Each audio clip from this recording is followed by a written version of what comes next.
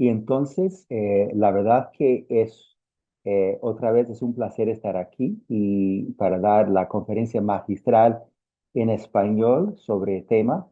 Am, el tema de la presentación es Soñando con mi hermano, descifrando, soñando con mi hermano, descifrando la espiritualidad afrocaribeña en la literatura de Juan Francisco Manzano. A finales del mes pasado, el Servicio de Parques Nacionales mandó eliminar una permanente exhibición sobre la esclavitud en la antigua residencia de los presidentes George Washington y John Adams en Filadelfia. La exhibición narraba las historias de las 9 personas esclavizadas por el primer presidente y la primera dama de la República estadounidense. Las autoridades nacionales justificaron su eliminación como parte integrante de un proyecto para, cito, restaurar la verdad y la cultura a la historia estadounidense, fin de cita. Pero a esas alturas sería absurdo interpretar la eliminación de esa exhibición con respecto a la esclavitud afroestadounidense como un incidente insólito. Desde el año 2021 se ha prohibido casi 23 miles de libros en 45 estados de la Unión Norteamericana, lo que la prensa ha denominado censura o el blanqueamiento de la historia nacional, constituye un proyecto aún más profundo, ambicioso y siniestro, que no solo pretende apagar las voces disidentes de la historia, pero hasta destruirlas. Esta destrucción se llama epistemicidio. El epistemicidio es un neologismo acuñado por el sociólogo portugués Boaventura de Sousa, que significa el exterminio de conocimientos y modos de entender e interpretar el mundo que producen los pueblos no europeos. En cuanto a su etimología, el prefijo epistemi tiene su origen en el antiguo griego y quiere decir conocimiento verdadero, que distingue de doxa, simple opinión. En latín el sufijo sidio significa cortar y matar. Así que, para los africanos y afrodescendientes, el epistemicidio se originó con el tráfico negrero y el colonialismo europeo, como afirma el sociólogo malawiano Madalitso Siri. Cito, en cuanto a los africanos secuestrados y esclavizados en América, como insinúa Grossfogel, se les prohibía pensar, rezar o practicar sus cosmogonías, conocimientos y cosmovisiones. Fin de cita. El epistemicidio era la piedra angular del imperio español en términos ideológicos, puesto que su objetivo no era simplemente prohibir el conocimiento de matriz africana, sino que deshonrar y deslegitimar esos saberes a perpetuidad. Se redujo las cosmogonías Yoruba y Bakongo a la mera superstición, aunque esos saberes se desempeñaban un papel imprescindible en los cabildos africanos y emergían de modo clandestino en la literatura de algunos autores afrodescendientes de la isla de Cuba. Desde su exilio en Nueva York, Félix Varela y Morales, un célebre abolicionista cubano, arremetió contra la superstición en su libro Cartas al Imperio. Varela temía que la superstición había permeado todo rincón de la isla de Cuba, de este modo amenazando el principio de la autoridad de la verdadera religión, entre comillas, es decir, la religión católica. Varela impugnó los motivos de los supersticiosos, acusándolos de realizar obras de tinieblas. Cito, para erigirse en oráculo o para abusar de la verdadera autoridad hasta el punto de hacerla ridícula y atribuirle como los falsos profetas sentencias y hechos que la sabiduría divina detesta y condena. Fin de cita. En una palabra, confunden los católicos con los supersticiosos. Cito, fin de cita. Como ha señalado el estudioso cubano Eduardo Torres Cuevas, cito, el catolicismo se convirtió en la expresión ideológica y el factor unificador de la identidad blanca criolla. Fin de cita. Sin embargo, mientras Varela se oponía al catolicismo popular de los blancos pobres y la cosmogonía africana de los negros, el poeta Juan Francisco Manzano incorporaba una multiplicidad de símbolos religiosos y literarios en su poesía y prosa. De hecho, en 1838, el mismo año del discurso epistemicida de Varela, Manzano lanzó Un sueño a mi segundo hermano, un poema salpicado de símbolos neoclásicos, románticos y católicos, con el fin de abogar por la libertad de su hermano esclavizado en Matanzas.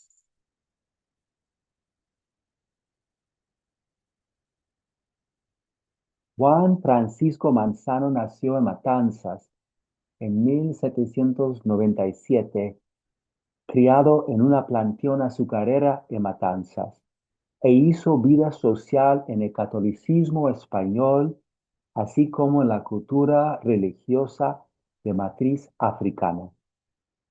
Manzano huyó de la plantación matancera, yendo a La Habana alrededor de 1817, poniendo fin al abuso psicosexual de su dueña. En La Habana, Manzano aprendió por sí solo a leer y escribir. A la vez logró convertirse en el primer cubano de publicar un poemario en 1821 y en 1830. A lo largo de una carrera literaria que se extendió por más de 2 décadas, Manzano produjo 71 poemas, inclusive algunos de tema antiesclavista, como A la esclava ausente, Mis 30 años, de 1831, A la visión de poeta compuesta en un ingenio de fabricar azúcar, que quedó inédito, y Un sueño a mi segundo hermano, que publicó en 1838. Un sueño a mi segundo hermano es el tema de la conferencia magistral. En 1834, a instancias de su benefactor Domingo del Monte, Manzano se puso a redactar su autobiografía, la única historia autobiográfica conocida de la esclavitud en la América hispana. Del Monte le encargó escribir la autobiografía a cambio de su libertad. Cuando Manzano concluyó su redacción hacia 1836, ya había sentado las bases de la narrativa cubana, como indica William Lewis, cuyas primeras novelas, como Francisco de Anselmo Suárez y Romero y Petrona de Rosalía de Félix Tanco Bosmeniel, incorporaron la esclavitud como tema principal. Aun cuando Juan Francisco Manzano estaba negociando su propia libertad en 1835, escribió sin perder tiempo a Domingo del Monte, un humanista prominente, para intentar sacar a su hermano de la servidumbre en la misma plantación donde había sufrido por años. Su madre le había encargado velar por sus hijos unos 20 años antes, ella se lo explicaba con perspicacia. Cito de la madre de Juan Francisco Manzano, María del Pilar. Juan, Juan, aquí llevo el dinero de tu libertad. Ya tú ves que tu padre se ha muerto y tú vas a ser ahora el padre de tus hermanos. Ya no te volverán a castigar más. Fin de cita. Tras la muerte de su esposo, María del Pilar le confió a su hijo mayor ser el padre de sus hermanos. Pero Juan Francisco tenía que emanciparse primero. Casi 20 años después, Manzano buscaba ser consecuente con la confianza de su madre. Aunque en 1835 Manzano no había alcanzado cierta fama como poeta afrodescendiente por haber publicado en 1821 la primera colección de versos en la historia de la literatura cubana. Todavía no estaba en condiciones para rescatar a Florencio, su hermano menor. Es más, si Manzano quisiera rescatar a su hermano, tenía que cumplir con otro pacto primero.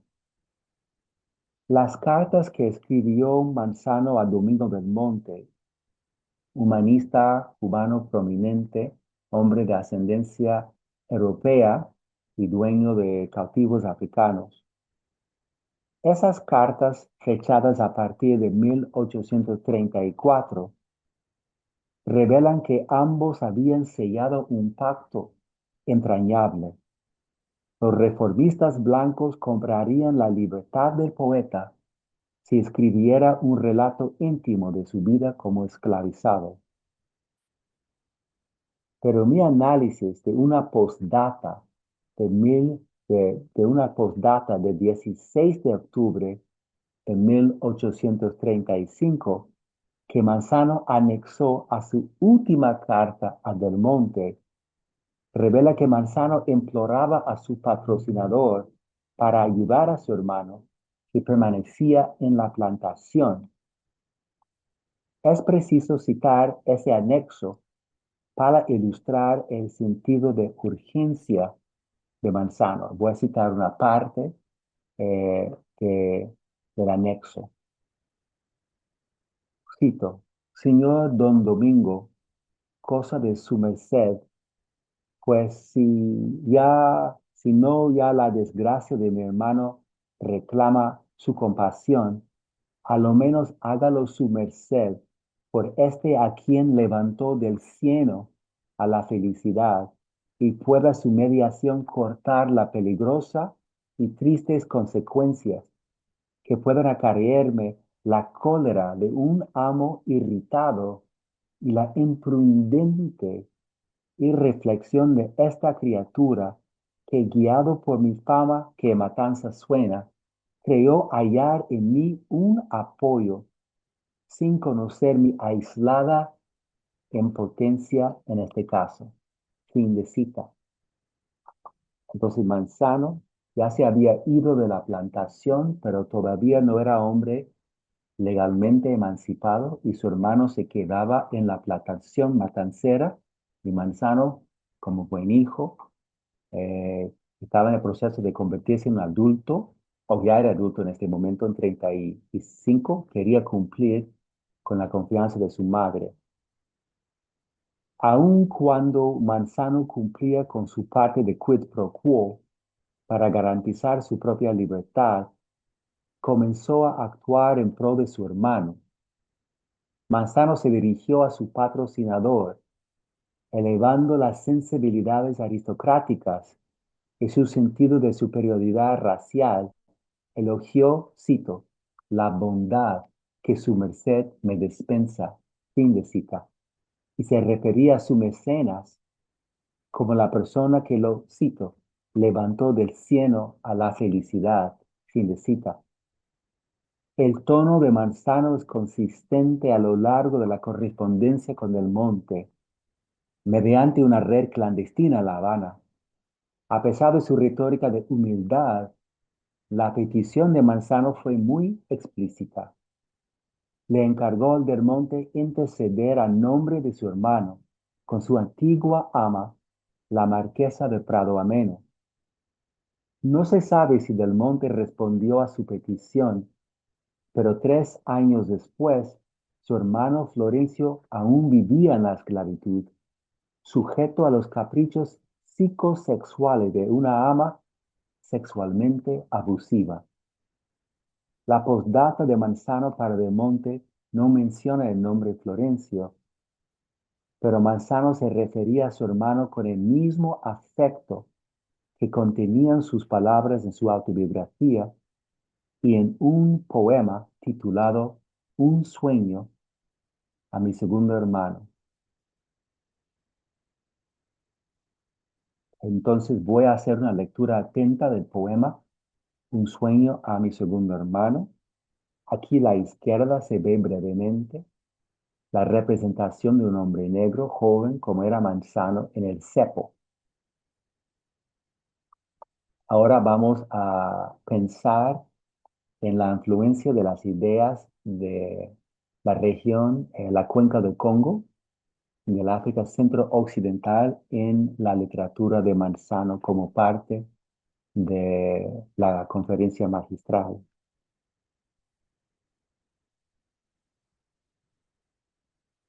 Creo que, creo que eso, ok, eso es lo que yo buscaba. Muy bien. No se puede recalcar lo suficiente la singularidad en el archivo africano-cubano del poema Un sueño a mi segundo hermano. Manzano publicó el poema más importante de su carrera, Un sueño a mi segundo hermano, en el álbum en 1838, casi 2 años después de que la tertulia literaria de Domingo del Monte comprara su manumisión. A diferencia de la postdata, carente de nombres específicos, Manzano le dedicó un sueño a Florencio, su hermano menor, que permanecía en la plantación azucarera de Matanzas 21 años después de que el poeta huyera a La Habana. Contaba con que el poema daría a conocer el destino de su hermano y abogaría por su emancipación. Manzano ubicó al poema en los intersticios culturales de la Cuba colonial, apropiándose brillantemente de una gran variedad de tropos románticos para reimaginar la libertad a través de un prisma inconfundiblemente africano-cubano. Manzano aludía a la espiritualidad de matriz africana mediante el sueño y evocó la memoria ancestral en momentos de crisis política. Podemos ver también aquí el nombre Florencio en el primer verso de la primera estrofa. Asimismo, analizo un sueño a mi segundo hermano como ejemplo de este texto que está en los intersticios culturales. Planteo que un sueño es una visión de amor fraterno afrodescendiente articulado a través del lenguaje sagrado de la cosmogonía Bakongo. Existen 4 temas en un sueño que merecen especial atención: el espacio onírico, donde aparece el sueño mismo; el vuelo mágico; el monte como espacio ritual y el simbolismo neoclásico. Y el monte en el español cubano tiene varios significados. Puede ser una montaña, pero también es el bosque, y es un bosque muy denso, que tiene muchas hierbas y tiene importancia sagrada. En esta conferencia yo analizaré el sueño y el monte como espacio ritual. En un sueño, Manzano se transforma en un pájaro que rinde culto a sus padres difuntos y rescata a Florencio de la plantación esclavista. El entramado de símbolos católicos y cosmogonías africanas es legible en la obra de Manzano, si examinamos ese paradigma en su literatura que la Iglesia consideraba supersticiosa. El padre Varela identificó tres formas de superstición que pululaban en la sociedad cubana: el énfasis en santos milagrosos, la abundancia de apariciones de espíritus y los sueños premonitorios. Cito de Varela: llegan pues los pueblos a adquirir una propensión a creer todo lo maravilloso y a encontrar la autoridad divina sobre todas las materias y a escudarse con ella aún para cometer los mayores crímenes. De aquí tienen origen los innumerables milagros que el vulgo cree y que la Iglesia nunca ha aprobado ni puede aprobar, y las apariciones que muchos ilusos, después de engañarse a sí mismos, han engañado a la muchedumbre irreflexiva. Y luego dice, cito, si se le aseguran que es un milagro que ha hecho tal o cual santo, y todas las apariciones y sueños aún los más ridículos, siempre que sean análogos a sus ideas o promuevan sus intereses. Fin de cita. Esa idea de tener un sueño o de contar un sueño a alguien con el motivo de promover sus intereses políticos es muy importante para el análisis que yo hago de poema Un sueño a mi segundo hermano.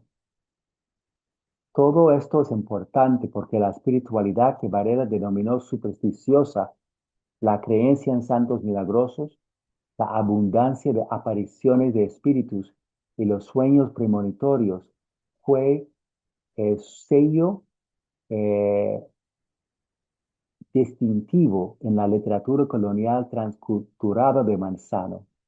Yo acuñé el neologismo literatura colonial transculturada en el artículo Ritual and Reason, Negotiating Freedom en Juan Francisco Manzano, hace 14 años, para dar nombre a una literatura situada en la periferia, pero que resultaba grata para el lector metropolitano.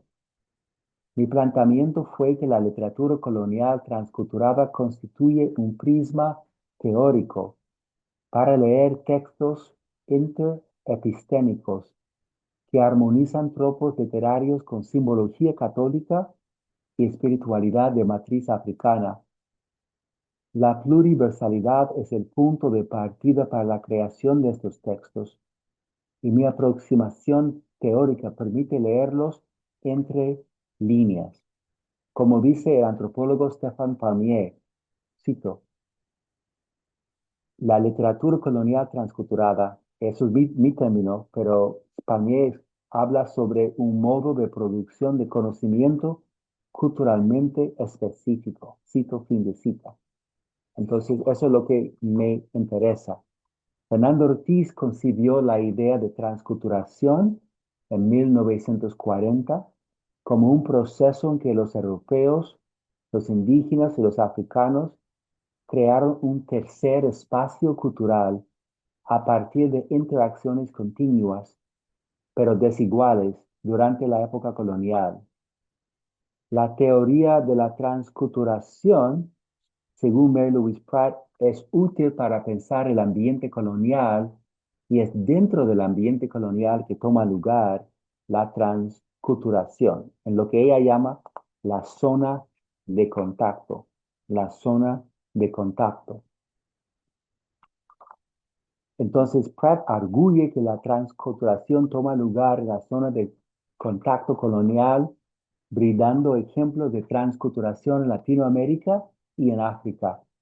Es más, Pratt definió la literatura autoetnográfica como textos orales o escritos producidos por los pueblos colonizados como respuesta a las representaciones dominantes de sí mismos hacia la metrópoli.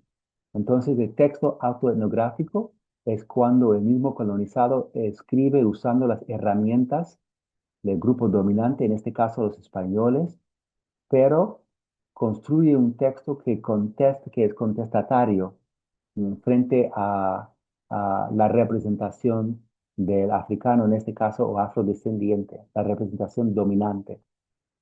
Mi investigación demuestra que Manzano colocó a los personajes negros en el centro de un orden cosmológico afroatlántico, en el cual las creencias de matriz Bakonga eran la base sobre la cual se lograría la emancipación.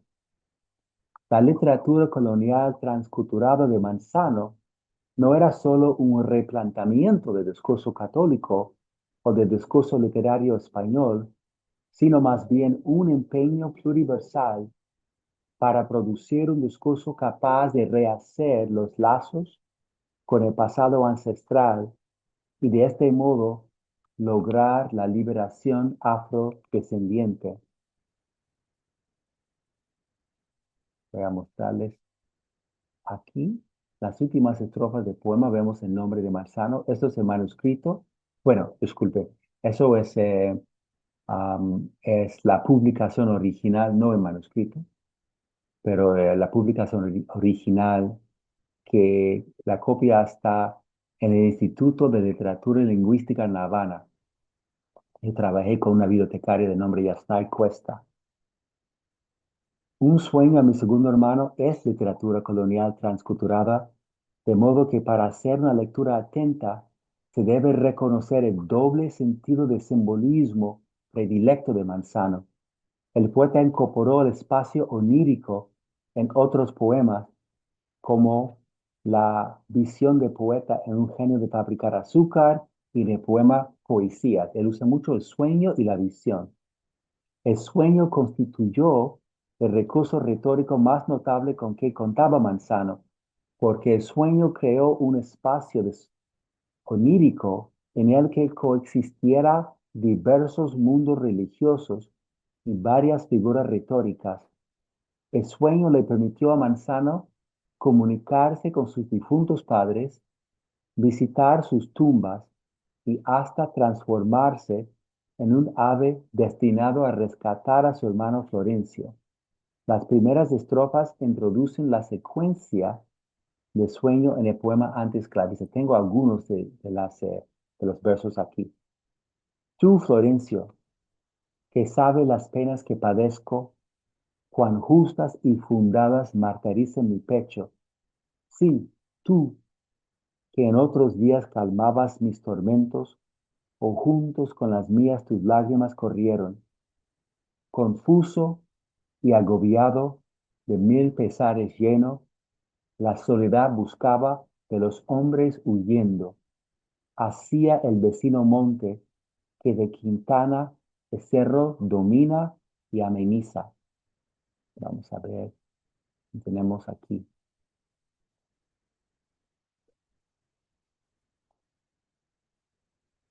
Los lugares eternos, aproxime a un bosque, albergue donde suelo, conmigo querellando, lamentarme en secreto.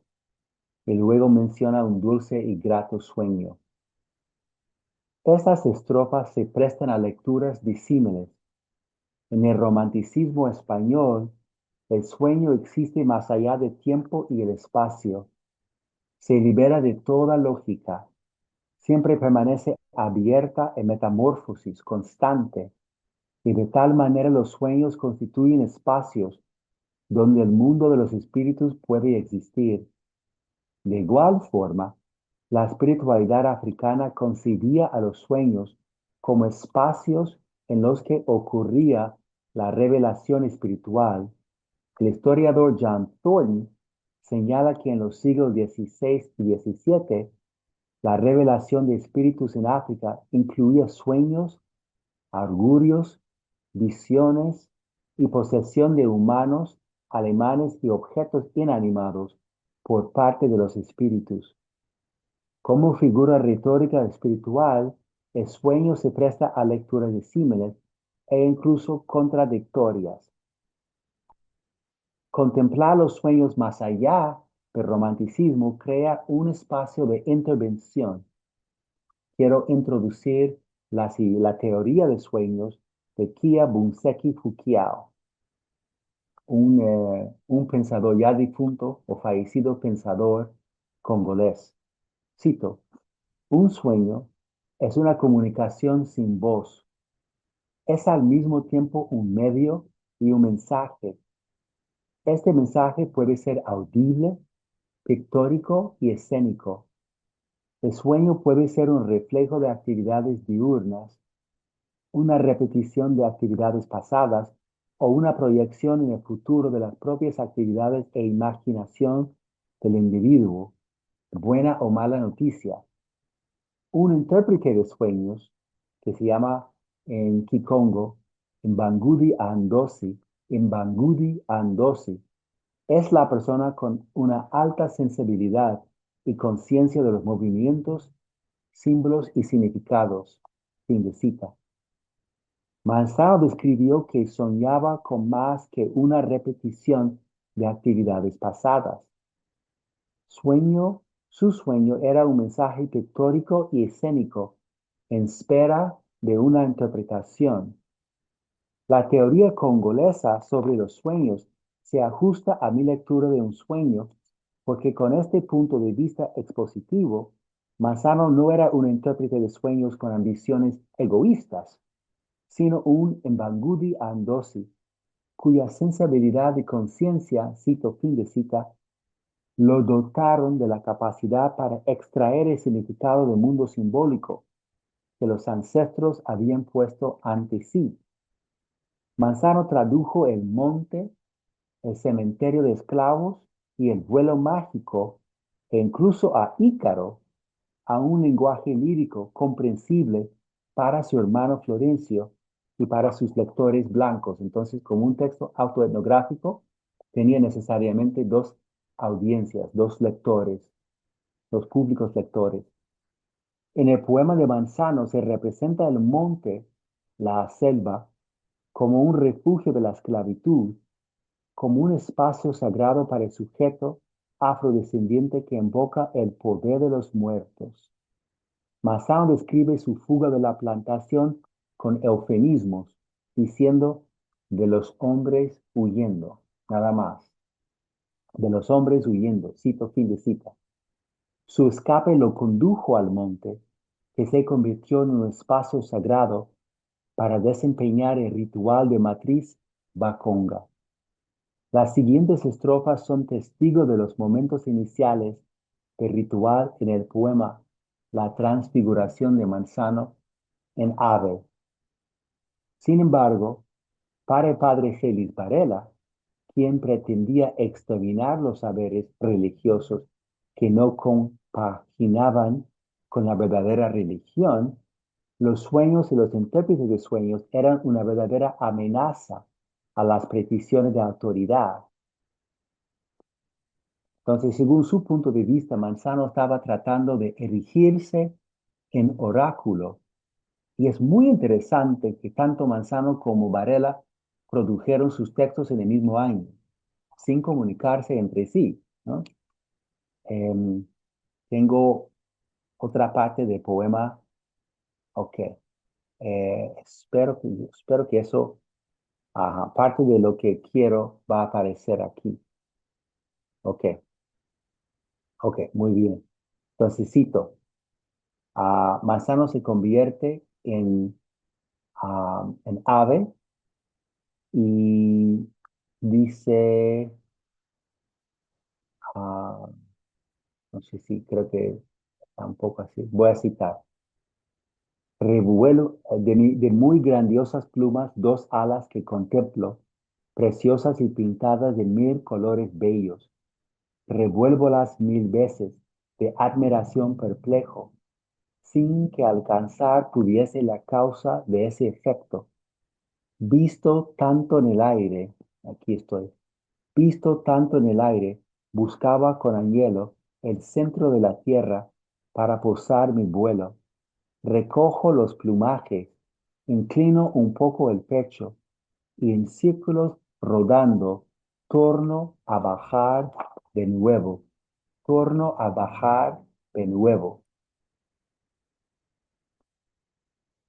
Desciendo continuo de matanzas al seno, quedó la vista fijo a aquel lugar tremendo, donde yertos reposan los miserables restos de aquellos nuestros padres que el primer ser nos dieron.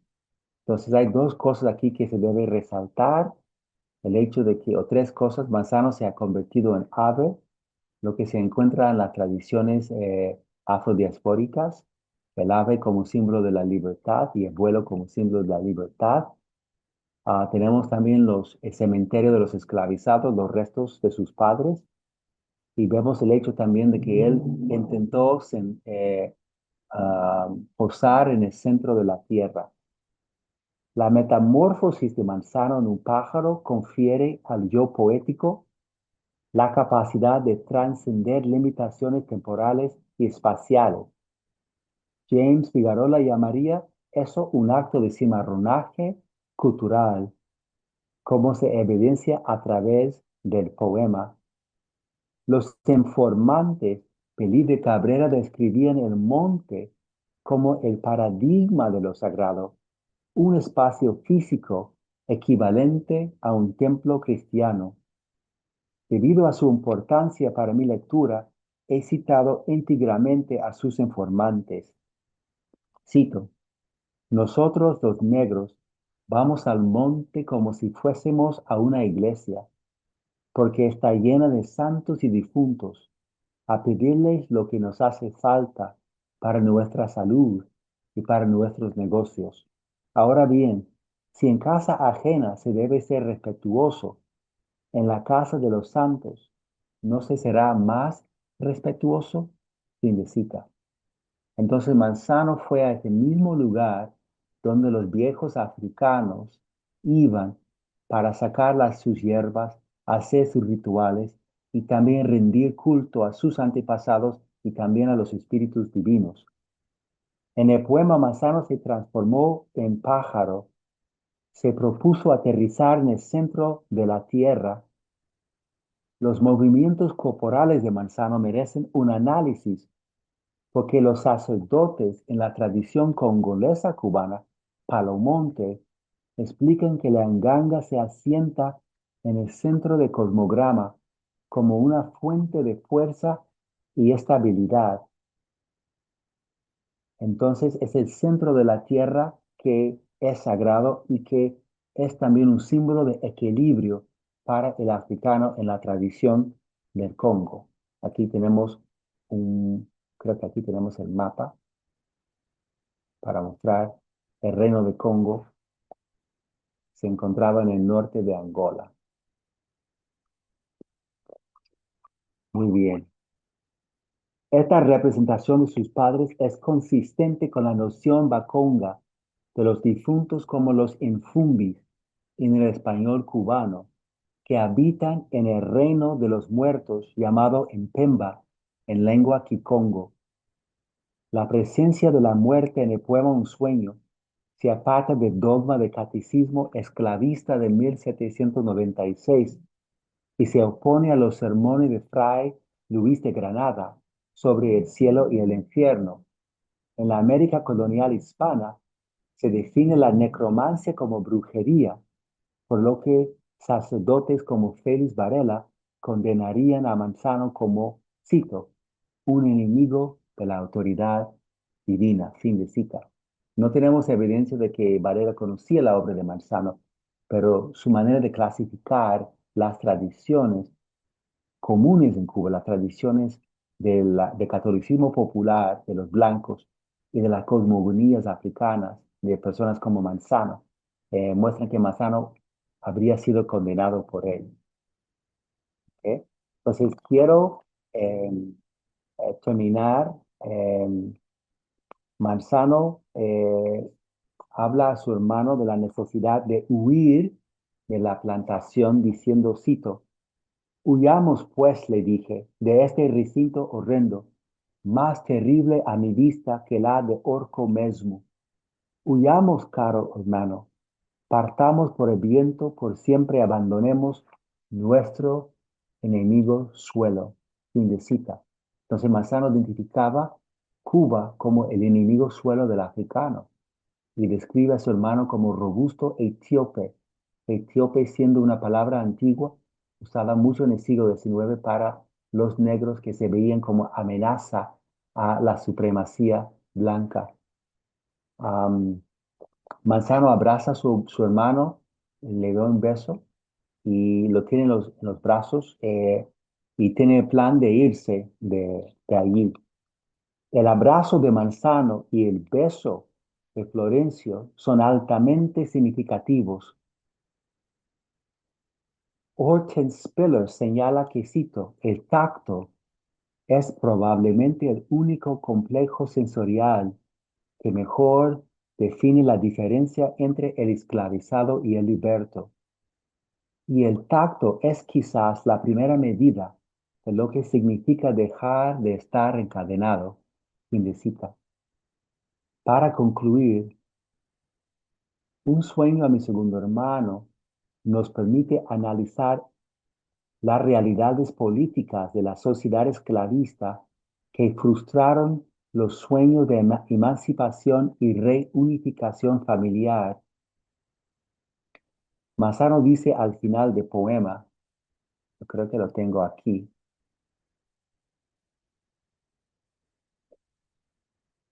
sí, creo que está aquí, parte. Lo siento, no está ahí. Pero Manzano dice al final del poema, me tramonto y me juzgo, gran señor de los vientos, yéndome atrás, dejando de América los pueblos, de salvar no mi vida, sino la que veo próximo a padecer, cual Ícaro el despeño. Entonces, oh Dios mío, retronando y rugiendo de su terrible diestra, con ímpetu violento, me sorprendo, me sorprende y despierto, buscando entre mis brazos lo que llevó el sueño. La visión de Manzano se convirtió en un sueño diferido, un sueño aplazado, un sueño perdido. Su descenso bien pensado devino en caos cuando el rumbo de la política cambió repentinamente y al igual que Ícaro cayó del cielo. Así describió Manzano el abrupto cambio, de tan claro y hermoso, de tan manso y sereno, tornarse en noche oscura. Cito, fin de cita. Manzano caracterizó su cambio de destino como un noto horrendo en el mar. La oscuridad es una metáfora activa para describir la visión emancipatoria que ha devivido en una pesadilla. Tal cual Ícaro, al volar demasiado cerca del sol, las figurativas alas de Manzano se desvanecieron. En un acto sin el del amor fraternal, Manzano exclamó de salvar no mi vida, sino la que veo próximo a padecer. Estaba hablando de su hermano. Entonces creía que la vida de su hermano estaba próximo a padecer. Para concluir, se debe notar que en la última estrofa reaparece una divinidad, pero diferente del alto ser supremo, cuyas maravillosas obras Manzano respetaba. Por el contrario, esta divinidad es furiosa, es despiadada, cito, retronando y rugiendo de su terrible diestra, ¿ah? Con ímpetu violento. Y Manzano exclama, oh Dios mío. Estos versos son evidentes referencias de Dios vengativo del Antiguo Testamento, quien le impide a Manzano salvar a su hermano menor. Atónito ante un Dios violento, Manzano despierta buscando entre sus brazos lo que mi sueño llevó. Cito, fin de cita. Como he sugerido, si leímos el poema como un testimonio autorreferencial, podemos concluir que 3 años después de la última carta de Manzano a Del Monte, la situación de Florencio continúa irresuelta. Los truenos y rayos de la terrible diestra de Dios cristiano interrumpen el apacible sueño de Manzano, y como si fuera un Ícaro caído, el despertar desvanece toda esperanza de redimir a Florencio. El Dios católico no aparece en el texto como una figura redentora, es más bien el patriarca de una sociedad profundamente arraigada en la explotación de los fuertes cuerpos etíopes, como el cuerpo de Florencio. El poema es en realidad una alegoría en la que se manifiestan una serie de acontecimientos relacionados con Florencio, sobre los cuales Manzano no puede escribir sin ocultarlos primero. La violenta sociedad esclavista impidió a Manzano actuar en favor de la liberación de su hermano perdido. El descanso de Manzano en el caos es una profunda expresión de pérdida, no la pérdida de su vida o de su estatus social, sino la pérdida irreparable de Florencio, su hermano menor. El esclavo fugitivo convertido en escritor famoso fue capaz de rescatar a su hermano con su lenguaje figurado, pero en realidad no pudo salvarlo.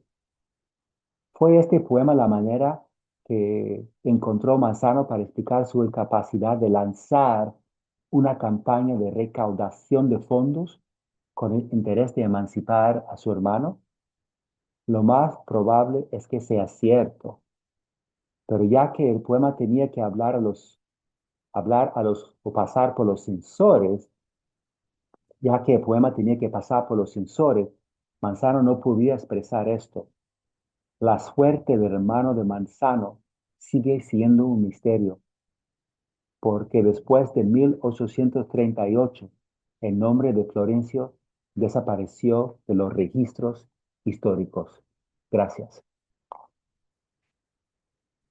Gracias. Muchas gracias por una buena presentación. Quiero abrir, ¿no? Dar la oportunidad a personas para hacerte preguntas. Si Ok, tienen preguntas, pueden levantarse la mano. Yo ok, tengo una pregunta que ok. quiero hacerte y es, yo sé que su primer poema fue Mis 30 años, que él escribió y recibió mucho apoyo del Círculo de Monte. Ujú, Después, cuando él publicó ese poema dedicado a su hermano, también estaba recibiendo mucho apoyo del Círculo de Monte mm, y él fue parte del círculo o siempre era como marginalizado por ser negro. ujú. Ok, yo puedo empezar. Ok, muy bien. Muchas gracias otra vez, profesor Edison, por la invitación. Ah, bueno, nosotros realmente no tenemos a nuestro alcance el primer poema de Manzano. ¿Por qué? Y digo los poemas escritos, ¿no? Los poemas que fueron publicados, porque nosotros sabemos que él improvisaba mucho también, pero eso eran el cuadero de décimas que tenía en la cabeza.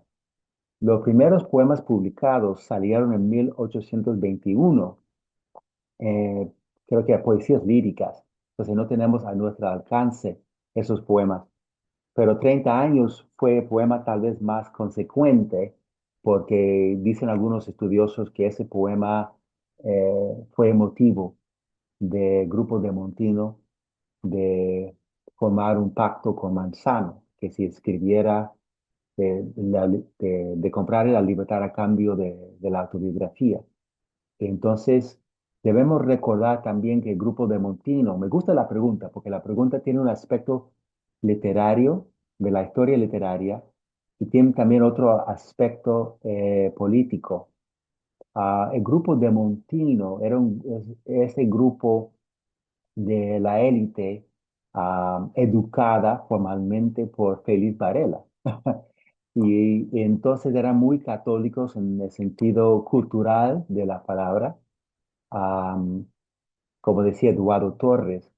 Lo que quería Del Monte era ponerle fin al tráfico negrero, al tráfico de esclavizados, de cautivos africanos, por miedo de que Cuba se convirtiera en Haití. porque Haití ya la revolución haitiana ya había resultado en el primer estado negro. Teníamos estados africanos, pero eso fue el primer estado negro políticamente hablando. Y Haití, en su segunda constitución, prohibió am, la posesión de terrenos de propiedad por personas blancas. Entonces, quería evitar por completo que Cuba se volviera Haití. Manzano no fue parte realmente del grupo de Montino en el sentido de Anselmo Suárez Romero o Bosmeniel. Ah, y sabemos eso en parte porque si se lee las 7 cartas que se conservan, que Manzano escribió al grupo de Montino, se da cuenta de que Manzano está tratando de ponerse en cuenta con Del Monte. Está preguntando, pues, hombre, ¿dónde estás? Y que realmente no puede ubicarlo muy bien, porque Del Monte tiene otros intereses. Además, aunque no tenemos ninguna respuesta de Del Monte, parece que sus cartas desaparecieron por motivos políticos. Pero sí tenemos otros escritos de Del Monte. Él fue prolífico y él escribió a sus verdaderos aliados que temía que Cuba se volviera una república etiópica. Él usó también esa palabra, etiópica. Yo creo que Jerome Branch ha hecho un buen trabajo sobre Del Monte, pero hace falta en lengua inglesa publicar más sobre Del Monte desde un eje más crítico, porque en Literary Bondage, en el trabajo de William Lewis, Del Monte sale como casi como no quiero decir como un héroe, pero como un progresista. Era el progresista de su época, era el liberal de su época, pero como suele ser con esos movimientos, quería mantener el poder blanco sobre todo. Entonces, Mazzaro no fue miembro tal cual de este grupo, pero lo que sí este grupo logró hacer eh, era conservar sus escritos. Eso lo hicieron muy bien. Tanto la autobiografía o los apuntes autobiográficos que se conservan en la Biblioteca José Martí en La Habana. Y ahora existe también una copia digital, no solo la copia que transcribió William Lewis, pero el mismo documento autógrafo. No tiene su autógrafo, pero ese documento también existe, se puede encontrar en línea. Entonces, entonces esto es mi respuesta un poco larga, pero espero que haya contestado tu pregunta. Muchas gracias. Am, yo creo que ya es la hora. Am, gracias, Dr. Petway, por venir y presentar en nuestro congreso. Y ahora tenemos una documentación en términos de algo grabado. Sí. Espero que puede aprovechar de Mardi Gras allá. Estás confesando todo lo que está pasando aquí es cierto, que es la época de Mardi Gras, sí, de los carnavales. El martes de carnaval, como dice Luis Miguel. Bueno, y que el público, que ustedes tengan un buen día. Oye, muchas gracias, muchas gracias. Sí. Adiós, Adiós. chao.